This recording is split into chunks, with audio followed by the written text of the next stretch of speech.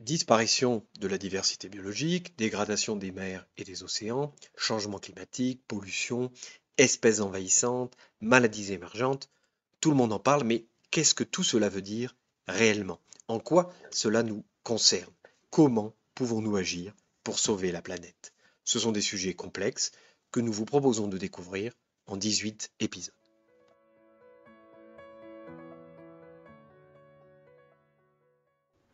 Dans l'épisode précédent, portant sur la biodiversité marine, nous avons vu que les mers et les océans sont absolument essentiels à notre survie.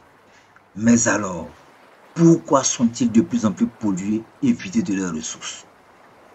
L'une des premières raisons est tout simplement la surpêche.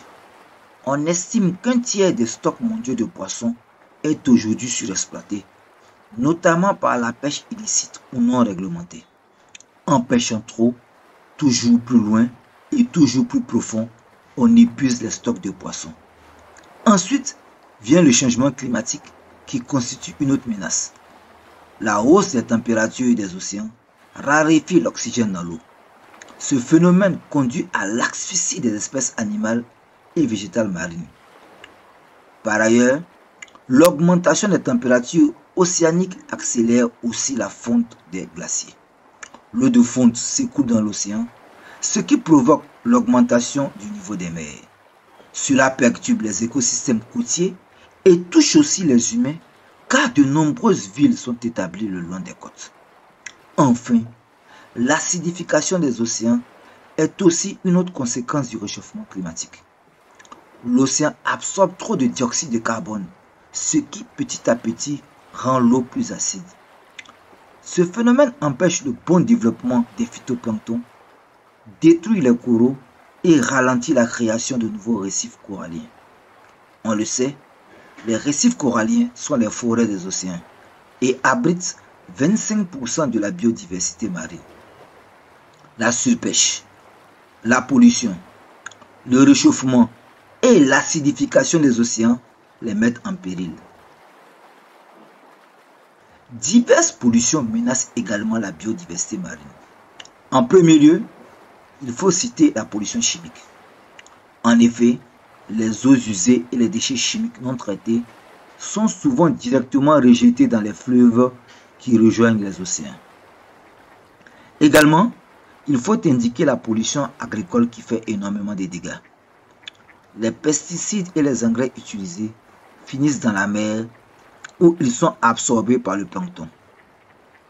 Aussi, convient-il d'indiquer les accidents pétroliers et le dégazage qui provoquent des marées noires gluantes et toxiques qui empoisonnent les animaux et les plantes. Et qu'en est-il de nos déchets plastiques? Saviez-vous que selon l'ONU, si on continue de polluer les océans avec du plastique, d'ici 2050, la mer contiendra plus de plastique que de poissons? Oui. Les tortues marines en sont les premières victimes. Elles confondent le plastique avec les méduses et s'étouffent avec. Vous avez sans doute entendu parler du 7e continent? Oui. Au fil des années, des milliards de déchets plastiques se sont agglomérés en une monstrueuse masse qui ne cesse de s'étendre au milieu de l'océan Pacifique. Ce 7e continent, qui occupe 1,5 million de kilomètres carrés, n'est composé que de déchets plastiques. C'est 3 fois la taille du Cameroun, 7 fois la taille du Sénégal et, tenez-vous bien, 13 fois la taille du Bénin. La biodiversité marine est également menacée par les espèces envahissantes. Comme sur Terre, les différentes espèces d'animaux, de plantes et de micro-organismes qui peuplent les mers vivent dans des écosystèmes spécifiques. Mais voilà, à l'aide de bateaux, ces espèces sont parfois transportées vers de nouvelles zones situées bien au-delà de leur habitat d'origine. Certaines prospèrent alors rapidement, au point qu'elles deviennent dominantes dans leur nouvel environnement. Ainsi, les méduses, les crabes et les algues en quantité trop importante menacent l'équilibre de certains écosystèmes marins. Pendant que certaines espèces prolifèrent, d'autres en revanche ont disparu ou vont disparaître si rien n'est fait.